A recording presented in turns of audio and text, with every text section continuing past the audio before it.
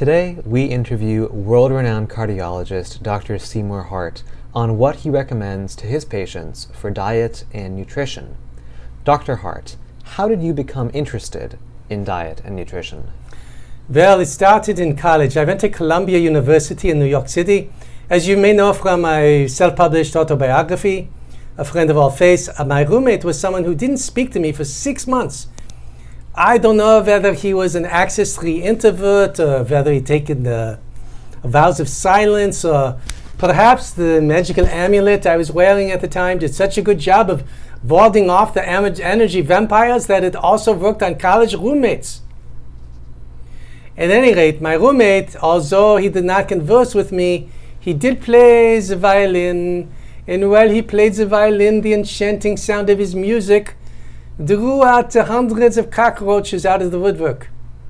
They danced along the walls as he played the violin, and I came to wonder how long cockroaches had been living in New York City. Perhaps even before we bought it from the Dutch in a Dutch auction at the deal of the millennium. Perhaps even for millennia before then. What did they eat? Surely they did not live solely on violin music and the remains of a ham sandwich my roommate had carelessly tossed under his bed 6 months earlier. I resolved then and there that I would best them, and that I would study what to eat and what not to eat, and I would go strong and thrive and outlive the little cockroaches in my dorm room. Dr. Hart, what diet do you recommend to those who need an extra boost? Perhaps some fat burning here or extra energy there? In my opinion, the ketogenic diet is superior to all other diets.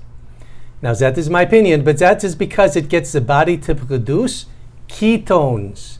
These ketones are like the sounds of the violin. My first roommate at Columbia, these are the key. They are the ketones. They entice the body to burn fast, and pretty soon you got a slim body, just like me. These are the rock-hard abs of mine. I could go on and on about my abs, but that would be very self-congratulatory, and would it not? And I have learned to take pleasure in my scientific publications, but let them speak for themselves. Yes, the ketones, yes, this is definitely, well, you know, the Eskimos have many different words to describe the phenomenon of snow. In the English language, we know we only have one word, snow. That's because our vision of snow is monochromatic. Yet, when it comes to describing sugar, we have more words than the Eskimos have for snow. Sugar is the enemy, and we find it everywhere in our diet.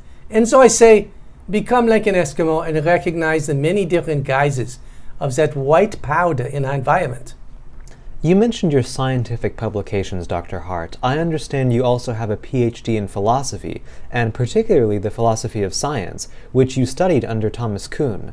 In fact, one philosophy professor wrote of your work, Hart does for medicine what Kuhn did for science in the structure of scientific revolutions.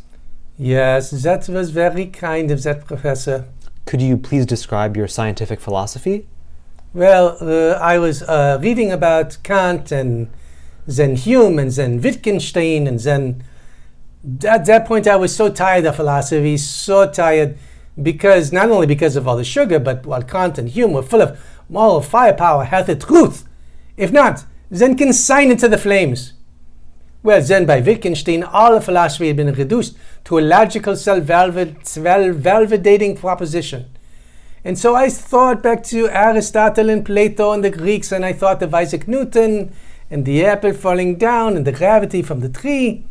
And I realized how much food in our society is really drek, as my Yiddish Babi used to say. Really like chazrai, like environmentally toxic.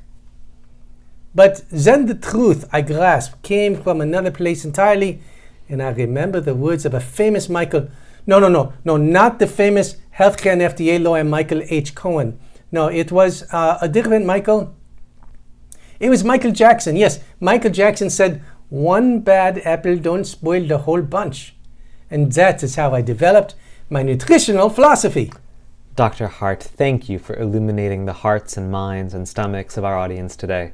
We appreciate that you took time out from your interview with the Nobel Committee to talk to us about your nutritional philosophy. Thank you very much, and we'll see you again soon.